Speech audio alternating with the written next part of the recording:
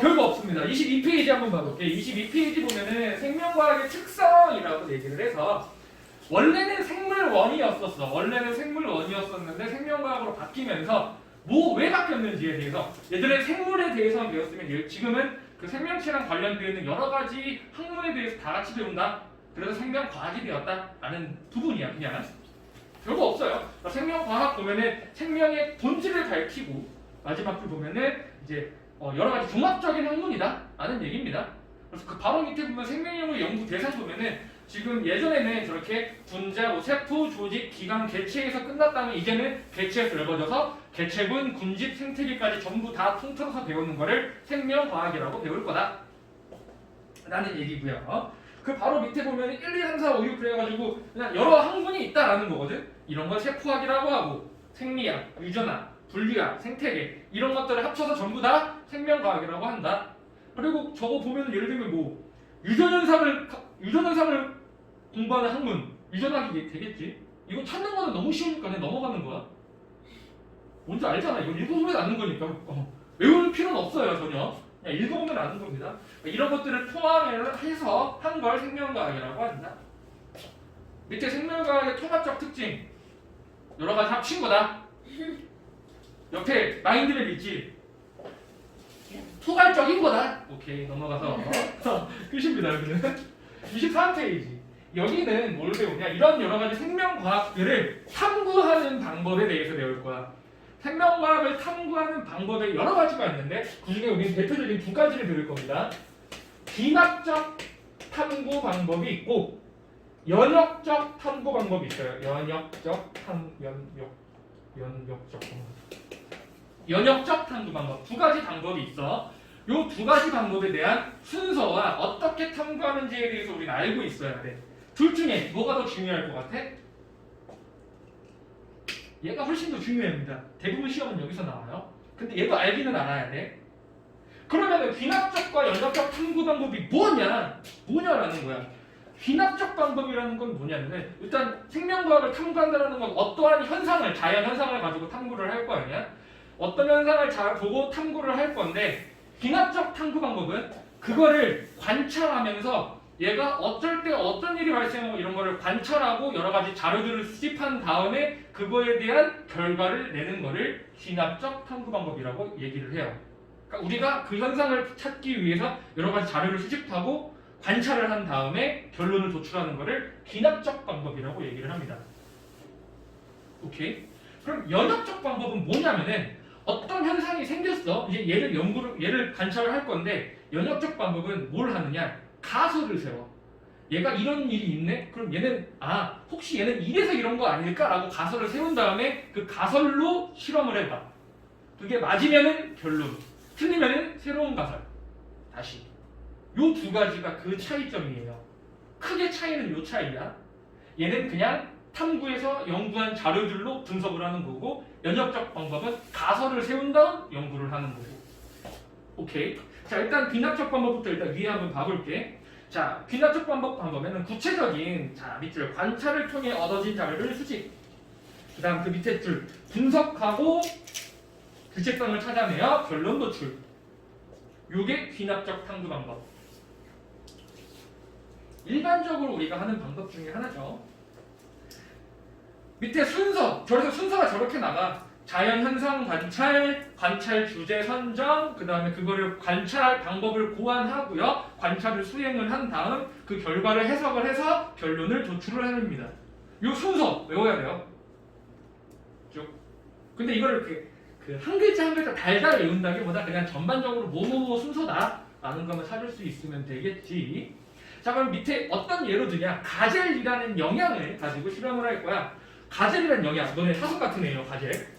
이렇게 했는데 얘가 어느 순간 갑자기 이러면서 엉덩이를 막 찌찌기를 하는 거야. 가젤이. 사람들이 궁금한 거지. 쟤는 왜 갑자기 엉덩이를 이렇게 방방 뛰어댈까? 궁금한 거야. 자, 이게 뭐야? 관찰 주제 선정을 한 거지. 궁금하다. 그렇지? 그러면은 관찰 결과를 한번 고안해봐. 어떻게 할까? 얘를 여기 냅두고 뒤에서 숨어서 긴거 관찰을 한번 해보자. 어쩔 때 저러나? 관찰을 해보자. 관찰 방법을 결정을 해서 관찰을 했어. 봤더니 가젤이 떴을 땐 가만히 있다가 갑자기 방방 뛰는데 보니까 옆에 늑대들이 오거나 늑대들이 오거나 얘가 위험에 처해서 갑자기 엉덩이를 탕탕탕탕 뛰던 거야. 관찰을 해보니까. 그래서 얘가 관찰자들이 보고 가젤은 포식자, 그러니까 얘의 천적 이게 나타나면은 그때 엉덩이를 방방 뛰는 거다라고 결론을 도출을 해낸 거야. 그게 귀납적 방법이 되겠지. 그렇지? 그거예요. 저기 자연 현상 관찰이라고 나와 있네. 가젤의 엉덩이를 띵뛰기 행동. 띵뛰기 행동이라는 표현이 있구나. 엉덩이 방방 뛰는. 미안해요. 띵뛰기 행동. 그래서 밑에 관찰 주제 선정. 어쩔 때 그러는지 관찰을 해보자. 그래서 절차 구한. 숨어서 관찰하겠다. 관찰 수행. 포식자가 나타날 때 밑줄 쳐줄까요? 저거는 관찰 수행 보면은 포식자가 나타날 때 엉덩이를 띄어야 된다. 그래서 결론을 내렸습니다. 여기가 이 가젤 말고도 다른 얘들이 만약에 나온다면 우리가 읽어보고 찾을 수 있어야 돼. 이게 귀납적 방법이겠구나 라는 거. 그 바로 밑에 보면은 귀납적 탐구 방법으로 우리가 지금 찾았던 것들에 대해서 세 가지 정도가 나와 있어. 첫 번째, 세포설. 세포라고 하는 걸 관찰을 통해서 발견해낸 거야. 그치? 그러니까 귀납적 방법으로 찾아낸 거겠지. 관찰을 통해서 여러 가지 자료를 수집한다 해낸 거니까. 다음에 진화설도 마찬가지. 오랜 시간 관찰을 하면서 자료를 수집해오고 그 다음에 얘가 실험이래.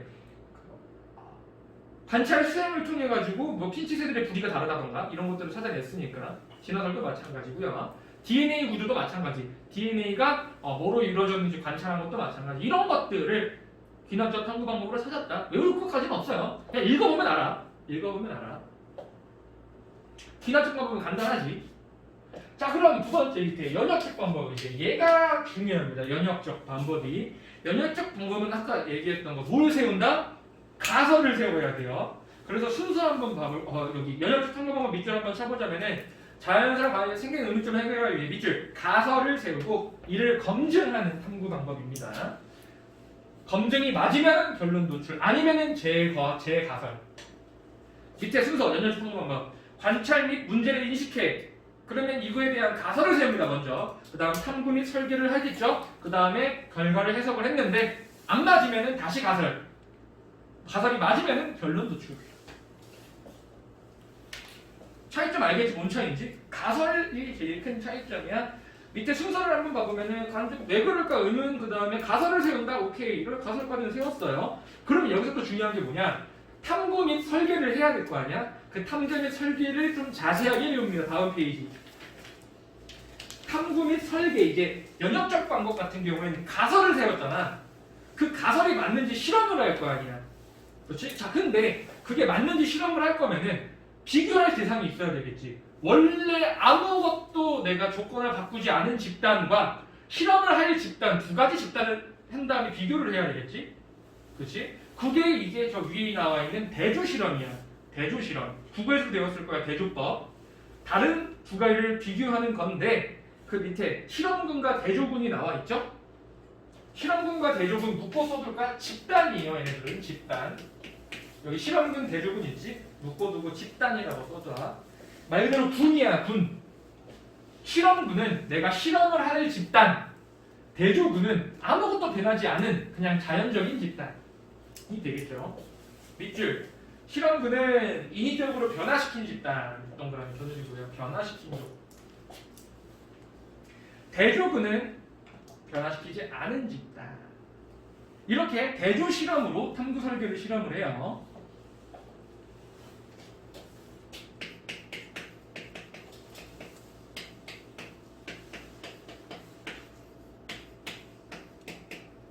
오케이? 자, 그 다음 이건 집단 덩어리였고 그럼 이제 그 밑에 나와 있는 독립 변인이라고 하는 거를 배웁니다. 변인. 변인은 두 개 묶어두고 옆에다 유인이라고 써둘까? 유인. 하나 요소들이야. 변인이라고 하는 것들은 하나의 요소. 어떤 요소들이 있느냐? 요인들은 자, 독립변인이라는 것과 종속변인이라는 걸로 나눠져 있죠. 독립변인과 종속변인. 자, 독립변인은 실험 결과 값에 영향을 주는 요인들을 독립변인이라고 얘기를 해. 실험 결과에 어떤 영향을 줄 수 있는 요인들을. 독립변인은 또 두 가지로 나눌 수가 있어. 무슨 요인? 조작변인과 통제 변인으로 나눌 수가 있어요. 조작 변인과 통제 변인. 느낌이 올 거야. 조작 변인이 뭘까? 내가 실험을 하기 위해서 바꿔주는 요인들을 조작 변인이라고 합니다. 조작 변인. 통제 변인은 뭘까? 그 내가 원하는 가설에 위한 그 바꿔주는 조작 변인을 제외한 나머지는 이 두 가지가 똑같아야 될 거 아니야. 그래야 결과가 비교할 수 있을 거 아니야. 그러니까 나머지 조작 변인을 제외하고 나머지 똑같이 맞춰주는 요인을 통제 변인이라고 합니다. 체크. 조작 변인은 가설 검증을 위해 변화시켜주는, 의도적으로 변화시킨 요인을 조작 변인이라고 하고요. 통제 변인은 변화시켜주지 않는 요인이에요. 이거 알아야 됩니다.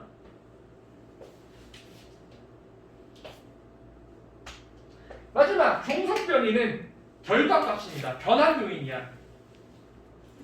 그 결과값에 대한 요인들을 종속 변인이라고 얘기를 해요.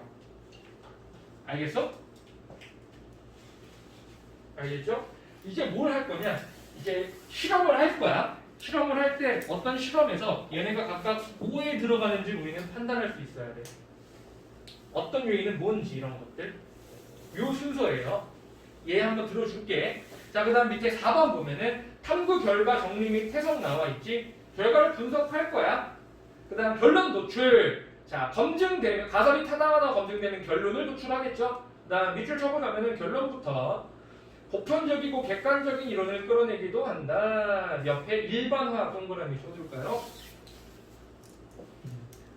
이 가설을 통해 검증이 되면은 보편적으로 일반화, 모두 그럴 거다라고 일반화시키기도 합니다. 왜? 실제 실험을 통해서 발견해낸 것들이니까. 이렇게 결론을 도출해요. 자, 그러면은 그 밑에 연역적 탐구 방법에 얘가 두 가지가 나오는데 이 두 가지도 꼭 알고 있어야 돼. 어떤 실험인지. 자, 첫 번째 실험. 누구지? 이거? 플래닝이네. 우리 통합과에서 했던 거 기억나? 페니실린이 뭐였지? 항, 생, 제. 행성이 어디서 처음했지? 푸른 곰팡이. 기억나네요. 혼자. 봤어요? 그거를 어떻게 찾았는지 연역적 탐구 방법을 통해서 찾았어요. 자, 먼저 플레밍이라는 사람이 찾았는데 얘가 이런 거야. 플레밍이 여러 가지 생활을 하고 있었는데 세균들 때문에 골치가 아팠어. 근데 어느 날 이 세균들이 있는데 곰팡이가 핀 거야. 푸른 곰팡이가 핀 거야. 근데 이 푸른 곰팡이가 핀 지역에는 세균들이 없는 거지. 그걸 보고 얘가 신기한 거야. 왜 곰팡이가 있는 데는 세균들이 안 살까? 문제 인식을 한 거예요, 이걸로. 그래서 얘가 가설을 세워. 혹시 푸른 곰팡이에는 세균들이 살 수 없는 물질을 얘가 뭐 만드는 거 아닐까? 라고 가설을 세워. 그래서 이제 그거에 대한 실험을 해요. 연역적 탐구 방법이겠죠? 자, 실험을 합니다. 어떻게 실험을 할까? 두 가지의 배지를 만들어 놓고 두 집단을 구해 놓고 여기에다가 세균을 풀 거야. 세균을 풀었어. 그 다음에 한쪽에는 푸른 곰팡이를 놔두고 한쪽에는 푸른 곰팡이를 놔두지 않았겠지? 그 다음에 오랜 시간 지나갔어. 풀어왔더니 여기에는 세균이 잘 안 자라? 안 자라고 여기에 세균이 엄청 자랐네. 얘의 푸른 곰팡이에 의해서 세균이 자라지 못하는구나 라는 결론을 내려. 그 다음에 얘가 푸른 곰팡이에는 세균을 억제하는 물질이 있을 거다 라고 해서 거기서 추출해낸 게 페니실린이 돼서 항생제가 된 거야. 오케이? 큰 실험은 이거야. 연역적 탐구 방법이지. 그럼 이제 문제에서 뭘 물어볼 거냐? 아까 탐구 설계 및 실행. 요거 탐구 설계 했었잖아. 찾아볼게. 자, 실험군과 대중군 중에서 여기서 뭐가 실험군일까? 푸른 곰팡이가 있는 데가 실험군이야? 없는 게 실험군이야? 있는 게 실험군이죠. 왜? 실험군은 내가 바꿔준 집단이니까. 얘가 평소 집단이잖아. 없는 게. 푸른 곰팡이가 있는 게 바꿔준 집단이니까 얘가 실험군이 되겠죠. 얘는 대조군이 되겠죠. 그치? 원래 아무것도 변화시키지 않은 집단. 그 다음에 여기에서 이제 각각의 요인들을 찾아볼게. 자, 여기서 조작 변이는 뭘까? 푸른 곰팡이를 넣냐 안 넣냐. 그렇지. 이게 조작 변이이 되겠죠. 조작 변이는 푸른 곰팡이의 유무가 될 거야. 오케이. 통제 변이는 뭐야? 이거를 제외한 나머지의 모든 것. 예를 들면 온도, 습도 이런 것들. 세균이 살 수 있는 환경인지, 영양분 뭐 이런 것들 다 똑같이 해줘야 되겠지. 푸른 곰팡이를 제외한 나머지 조건은 똑같아야 돼. 그게 뭐야? 통제 변이이 되겠네요. 그러면 종속변이는 뭐야? 결과값이었지. 뭐야? 세균이 결론적으로 여긴 잘하지 않았고 여긴 잘했고 그게 종속변이 되겠죠. 이렇게 실험을 통해서 우리가 각각의 요인들을 찾을 수 있어야 돼. 체크 한번 해보자. 체크. 가운데 탐구 설계비 수익 나와 있어. 여기 아저씨 딱 나와 있고 실험분 대조군 조작변인 종속변인 통제변인 쭉 묶어두고 봐주세요. 얘가 뭔지. 뭐가 실험군이고 뭐가 대조군이고 뭐가 통제변인 이런 건지. 만약에 시험 같은데 우리가 아는 것들이 이렇게 나오면은 쉽게 알 수 있는데 어렵게 새로운 실험 같은 걸 줄 거야 문제에서. 그럼 우리가 그걸 보고 순서도 찾아보고 요인들은 뭔지 각각 보고 알 수 있어야 돼요. 그 실험에 대해서.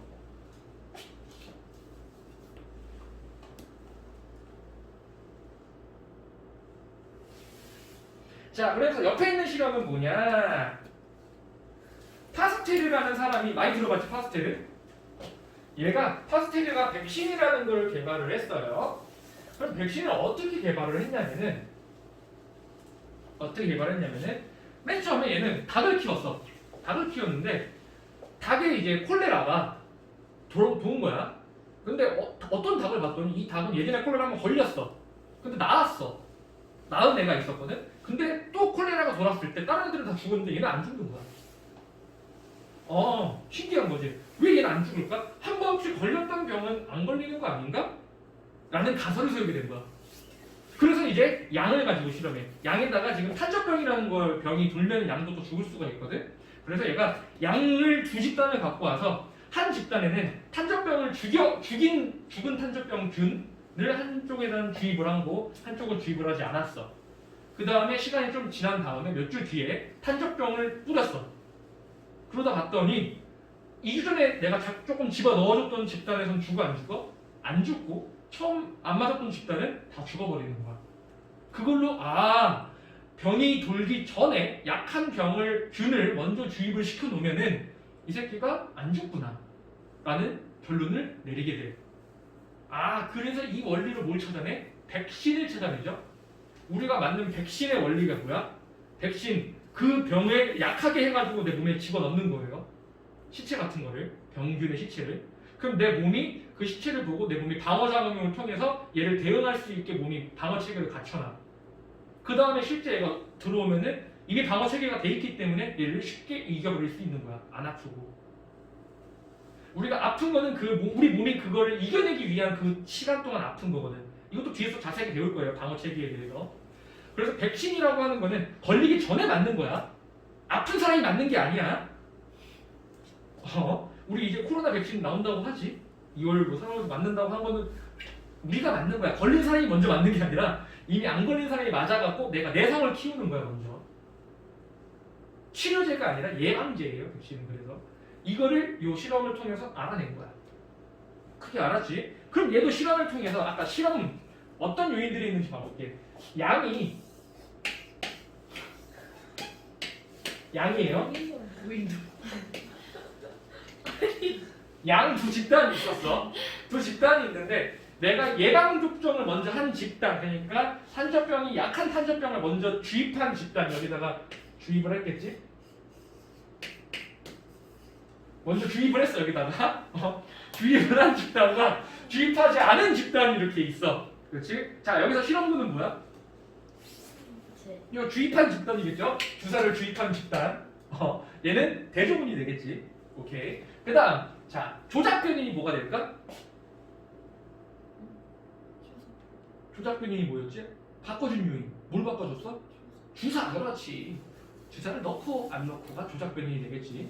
통제변이는 뭘까? 이거를 제외한 모든 것. 똑같이 양을 키우는데 먹이를 똑같이 준다고 주어야 되고 같은 곳에서 길러야 되고 같은 환경에서 이런 모든 환경들이 통제변이 되겠지. 오케이. 그 다음에 실험을 할 거야. 2주 뒤에 또는 한 달 뒤에 탄저병을 실제로 뿌려볼 거야. 그렇지? 그때 나오는 결과 얘는 죽고 얘는 안 죽었어. 그게 뭐야? 종속변이 되겠네요. 그렇지? 또 가운데 있는 거 얘도 한번 묶어서만 체크해 볼게. 실험군 대조군 조작 통제 종속 저거만 묶어두고 이게 이것들이다 라는 걸 알아두셔야 돼요.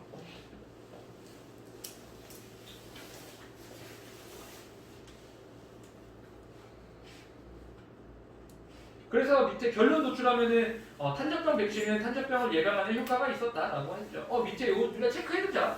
한적병을 치료하는 게 아니에요. 예방하는 거지. 치료하는 게 아니라 예방하는 겁니다. 백신은.